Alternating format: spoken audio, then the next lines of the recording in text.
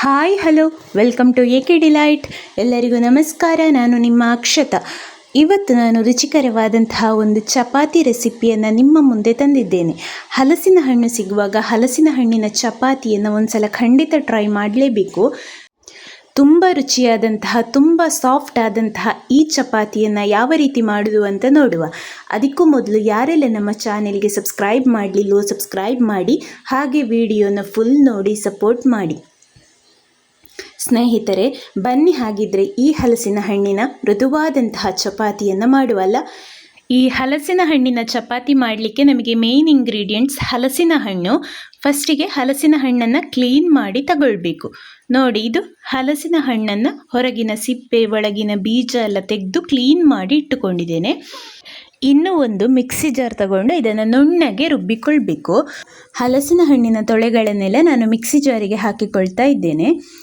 ಇನ್ನಿದಕ್ಕೆ ಬೇಕಿದ್ದರೆ ಸ್ವಲ್ಪ ನೀರು ಆ್ಯಡ್ ಮಾಡಿಕೊಳ್ಬಹುದು. ಹಾಗೆ ನಾನಿಲ್ಲಿ 1 ಚಮಚ ಆಗುವಷ್ಟು ಸಕ್ಕರೆಯನ್ನು ಹಾಕಿಕೊಂಡಿದ್ದೇನೆ.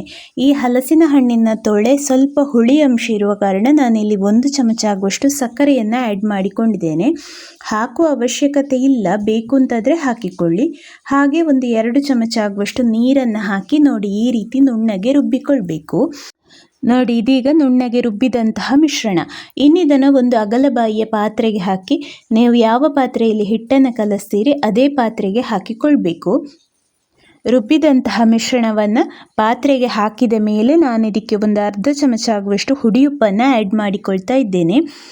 ತುಂಬ ಉಪ್ಪು ಆ್ಯಡ್ ಮಾಡೋದು ಬೇಡ, ಸ್ವಲ್ಪ ಉಪ್ಪು ಸಾಕು. ಇನ್ನಿದನ್ನು ನೋಡಿ ಈ ರೀತಿ ಚೆನ್ನಾಗಿ ಕಲಸಿಕೊಳ್ಬೇಕು. ಚೆನ್ನಾಗಿ ಮಿಕ್ಸ್ ಆಗಲಿ. ಉಪ್ಪು ಹಲಸಿನ ಹಣ್ಣಿನ ಮಿಶ್ರಣದ ಜೊತೆ ಚೆನ್ನಾಗಿ ಮಿಕ್ಸ್ ಆಗಬೇಕು. ಇನ್ನಿದಕ್ಕೆ ನಾನು ಗೋಧಿ ಹುಡಿಯನ್ನು ಆ್ಯಡ್ ಮಾಡಿಕೊಳ್ತಾ ಇದ್ದೇನೆ. ಚಪಾತಿಯನ್ನು ಗೋಧಿ ಹುಡಿಯಲ್ಲಿ ಮಾಡುವ ಕಾರಣ ಗೋಧಿ ಹುಡಿಯನ್ನು ಆ್ಯಡ್ ಮಾಡಿಕೊಳ್ಳಿ. ನಾನಿಲ್ಲಿ ಅಳತೆಗೆ ಹೇಳೋದಾದರೆ ನೋಡಿ, ಈ ಕಪ್ಪಲ್ಲಿ 1 ಕಪ್ ಆಗುವಷ್ಟು ಹಲಸಿನ ಹಣ್ಣಿನ ಪಲ್ಪಿಗೆ 3 ಕಪ್ ಆಗುವಷ್ಟು ಗೋಧಿ ಹುಡಿಯನ್ನು ಆ್ಯಡ್ ಮಾಡಿಕೊಂಡಿದ್ದೇನೆ. ಮತ್ತು ನೀವು ಕನ್ಸಿಸ್ಟೆನ್ಸಿ ನೋಡಿಕೊಂಡು ಆ್ಯಡ್ ಮಾಡಿಕೊಳ್ಬಹುದು. ಕೆಲವು ಹಲಸಿನ ಹಣ್ಣಿನ ತೊಳೆಗಳೆಲ್ಲ ನೀರಿನ ಅಂಶ ಜಾಸ್ತಿ ಇದ್ದರೆ ಸ್ವಲ್ಪ ಹಿಟ್ಟು ಜಾಸ್ತಿ ಬೇಕಾಗ್ತದೆ. ಹಿಟ್ಟಿನ ಹದ ನೋಡಿಕೊಂಡು ಆ್ಯಡ್ ಮಾಡಿಕೊಳ್ಳಿ. ನೀವು ಯಾವ ರೀತಿ ನಾರ್ಮಲ್ ಆಗಿ ಚಪಾತಿ ಹಿಟ್ಟೆಲ್ಲ ಕಲಿಸ್ತೀರೋ ಅದೇ ಹದಕ್ಕಿದ್ರೆ ಸಾಕು. ಇನ್ನಿದಕ್ಕೆ ನಾನು 2 ಚಮಚ ಆಗುವಷ್ಟು ತೆಂಗಿನ ಎಣ್ಣೆಯನ್ನು ಬಿಸಿ ಮಾಡಿ ಹಾಕಿಕೊಳ್ತಾ ಇದ್ದೇನೆ. ಈ ರೀತಿ ತೆಂಗಿನ ಎಣ್ಣೆಯನ್ನು ಹಾಕೋದ್ರಿಂದ ಚಪಾತಿ ಸ್ವಲ್ಪ ಜಾಸ್ತಿಯೇ ಮೃದುವಾಗ್ತದೆ. ನೀವಿಲ್ಲಿ ತುಪ್ಪ ಕೂಡ ಆ್ಯಡ್ ಮಾಡಿಕೊಳ್ಬಹುದು. ಇನ್ನು ನೋಡಿ, ಈ ರೀತಿ ಚೆನ್ನಾಗಿ ಹಿಟ್ಟನ್ನು ಕಲಸಿಕೊಳ್ಬೇಕು. ಒಂದು 3 ರಿಂದ 4 ನಿಮಿಷ ಈ ರೀತಿ ಚೆನ್ನಾಗಿ ಹಿಟ್ಟನ್ನು ನಾದಿಕೊಳ್ಬೇಕು.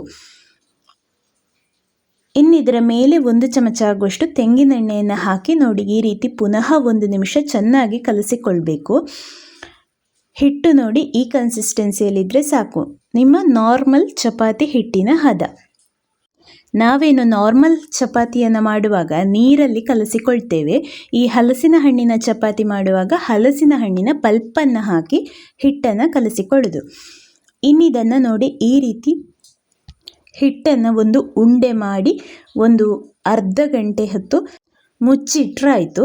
ಅರ್ಧ ಗಂಟೆ ಆದಮೇಲೆ ಚಪಾತಿಯನ್ನು ಮಾಡಿಕೊಳ್ಬಹುದು.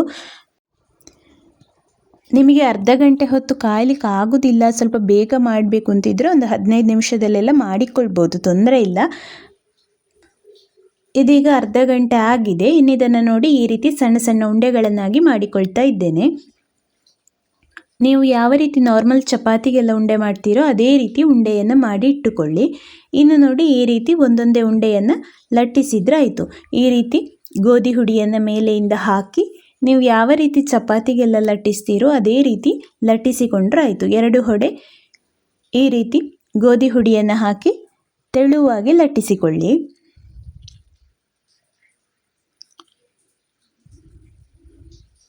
ನೋಡಿ, ಇದಿಷ್ಟ ಆದರೆ ಸಾಕು. ಇನ್ನಿದನ್ನು ಬಿಸಿಯಾದಂತಹ ತವದ ಮೇಲೆ ಹಾಕಿ 2 ಸೈಡು ಚೆನ್ನಾಗಿ ಬೇಯಿಸಿಕೊಳ್ಳಿ.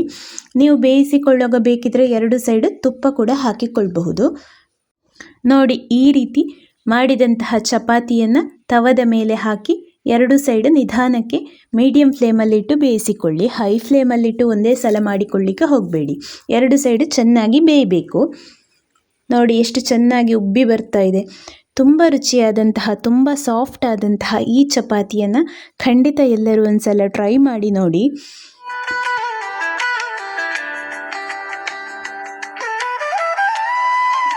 ನೋಡಿ ನಮ್ಮ ಚಪಾತಿ ರೆಡಿ ಆಯಿತು. ತುಂಬ ಸಾಫ್ಟ್ ಆದಂತಹ ಚಪಾತಿ ರೆಡಿ ಆಯಿತು. ಇದೇ ರೀತಿ ಎಲ್ಲ ಚಪಾತಿಯನ್ನು ಬೇಯಿಸಿಕೊಂಡ್ರಾಯಿತು. ನಿಮಗೆ ತುಪ್ಪ ಇಷ್ಟಪಡುವವರು ಮೇಲಿಂದ ಸ್ವಲ್ಪ ತುಪ್ಪ ಹಾಕಿ ಕೂಡ ಬೇಯಿಸಿಕೊಳ್ಬಹುದು. ಸ್ನೇಹಿತರೆ, ಹಾಗಿದ್ರೆ ಇದಕ್ಕೆ ಬೇಕಾದಂತಹ ಇಂಗ್ರೀಡಿಯೆಂಟ್ಸನ್ನು ಡಿಸ್ಕ್ರಿಪ್ಷನ್ ಬಾಕ್ಸಲ್ಲಿ ಕೊಟ್ಟಿರ್ತೇನೆ. ಹಾಗೆ ಹೇಗಾಗಿದೆ ಅಂತ ಕಮೆಂಟ್ ಮೂಲಕ ತಿಳಿಸಿ. ಹಾಗೆ ಎಲ್ಲರೂ ಖಂಡಿತ ಟ್ರೈ ಮಾಡಿ ನೋಡಿ, ತುಂಬ ರುಚಿಯಾಗಿರ್ತದೆ ಸ್ನೇಹಿತರೆ. ಹಾಗಿದ್ರೆ ಈ ಒಂದು ವಿಡಿಯೋಕ್ಕೆ ಲೈಕ್ ಕೊಟ್ಟು ಶೇರ್ ಮಾಡಿ, ಸಬ್ಸ್ಕ್ರೈಬ್ ಮಾಡಿ, ಹಾಗೆ ಬೆಲ್ ಐಕಾನನ್ನು ಪ್ರೆಸ್ ಮಾಡಿ. ಮುಂದಿನ ವಿಡಿಯೋದೊಂದಿಗೆ ಸಿಗೋಣ. Thank you.